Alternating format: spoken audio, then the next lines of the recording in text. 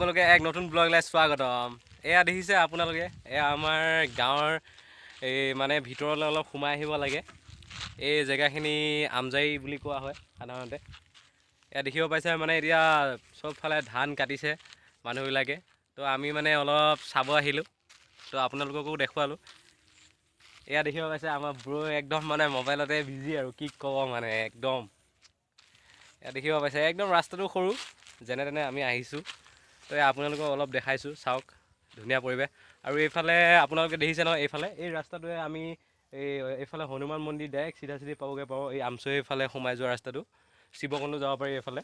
আৰু এইফালে আপোনালোকে দেখিব পাইছে নহয়, এইফালে অলপ এনেকৈ ছাইডৰ ফালে গ'লে মানে কি পথাৰ মাজে গ'লে তেতিয়া আপোনালোকে ভলুকাগুৰি পাব। কি গুৰি? ভলুকাগুৰি পাব। তো আপোনালোকেও আহিব, চাব ধুনীয়া পৰিৱেশ একদম, মানুহ নাই কোনো, খালি পথাৰ, চবফালে পথাৰ, ঢালনি পথাৰ, ধানবোৰ কাটিছে। আপোনালোকে চাওক, পিছলৈ চাই থাকক। এয়া চাওঁ, একদম সৰু ৰাস্তাৰে আমি গৈ আছোঁ। চাৰিওফালে ধানে ভৰা একদম ধুনীয়া পৰিৱেশত পথাৰবোৰ দেখিব পাইছে।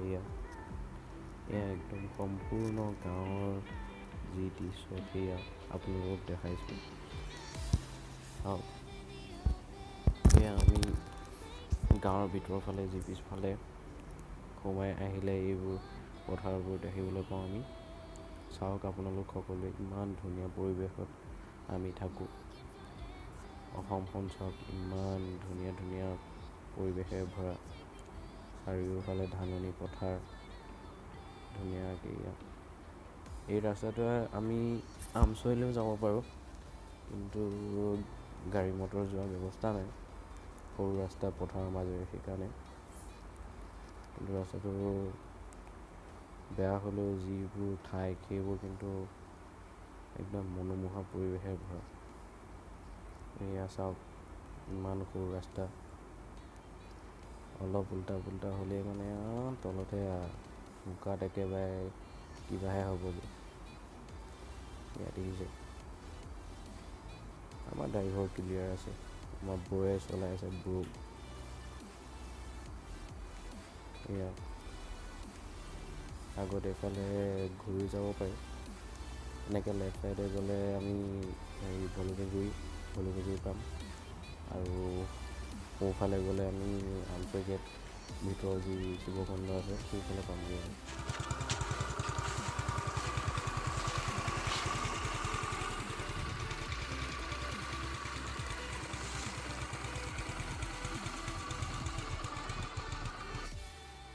চাৰিওফালে একদম হালধীয়া পথাৰ, কাৰণ ধানবোৰ পকি গ'ল, এয়া মানুহবোৰে কাটি লৈ গ'ল। চাওক, এয়া চাৰিওফালে একদম ধুনীয়া পৰিৱেশ। এয়া দেখিব পাইছে, বৌ একদম পূৰা মোবাইলত বিজি হৈ এতিয়া পকেটত সোমাই লৈছে। একা বেকা ৰাস্তাৰে আমি গৈ আছোঁ, যাত্ৰা আৰম্ভ কৰি ভগৱানক চিন্তি, যাতে আমি পৰি নাযাওঁ, কাৰণ পৰি গ'লে বোকা লাগি গ'লে আৰু সেয়া চব ভিজি তিতি একেবাৰে গোটেইখন কিবাহে হ'ব। সেইকাৰণে একদম বৌক কৈছোঁ লাহে লাহে যোৱা, বাট নাযায়। আমি এনেকৈয়ে গৈ আছোঁ আৰু কলিজাটো হাতত লৈ, যাতে বোকাত নপৰোঁ। সেয়া চাই থাকক আপোনালোকে।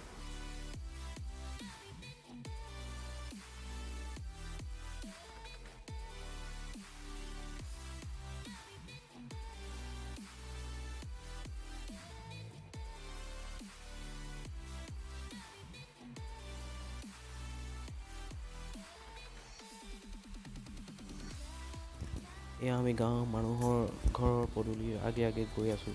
গাঁৱৰ ভিতৰত বৰ্তমান ধূলি উৰুৱাই পিছৰ ফালে একদম ধূলি একেবাৰে বতাহত উৰি আহিছে স্পীডতে। চকাৰ যি গৈ আছে সেই ধূলিবিলাক একদম লৈ মানুহৰ গায়ে চায়ে লগাই একদম বাসন কৰি দিছে। গৈ আছোঁ আমি গাঁৱৰ মাজে মাজে, মানুহবোৰ চাই।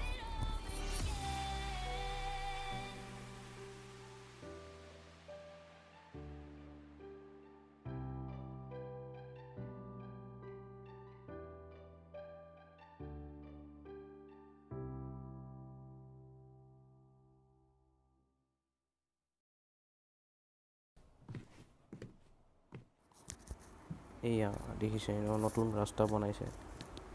এইবাৰ চৰকাৰখনে বহুত কাম কৰিছে। গাঁৱৰ ভিতৰত বাহিৰত যি কাম আছে সেইবিলাক সৰু ডাঙৰ সকলো কাম চকু দিছে। এয়া দেখিব পাইছে ৰাস্তাবোৰ একদম আগতকৈ বহুত ভাল কৰি দিছে। যাতায়াতৰ ব্যৱস্থা একদম ধুনীয়াকৈ যাব আহিব পৰাকৈ কৰি দিছে ৰাস্তাবোৰ। এই ৰাস্তাতে গৈ থাকিলে আমি যি আমাৰ ৰাষ্ট্ৰীয় ঘাইপথ আছে 7 ডিভিজন, সেই ৰাস্তাৰ ওপৰত পাওঁগৈ। আপোনালোকে আগলৈ দেখা পাব। এইফালে হৈ পেলাই একদম আমাৰ যি বিষ্ণু মন্দিৰ আছে, আগৰ ব্লগত দেখাইছোঁ মই বিষ্ণু মন্দিৰ। সেই বিষ্ণু মন্দিৰ একে ওচৰে যি ৰাস্তাটো ওলাইছে, আপোনালোকে আগলৈ দেখা পাব বিষ্ণু মন্দিৰটো অলপকৈ।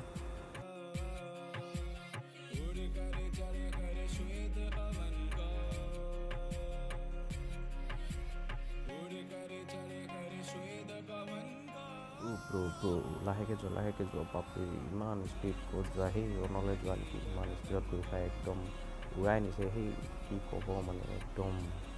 এয়া আমি বিষ্ণু মন্দিৰ পাৰ্কিং পাইছোঁ। এয়া আপোনালোকে আগৰ ব্লগবিলাকত দেখিছেই বিষ্ণু মন্দিৰ দেখাইছোঁ মই। সেয়া আমি এতিয়া আহি পালোঁ। আহি থাকক আগলৈ। Hey guys, ভিডিঅ'টো চাই ভাল লাগে like share comment and subscribe কৰিব নাপাহৰিব আৰু বেল আইকন দবাই দিব। জয় আই অসম, ধন্যবাদ।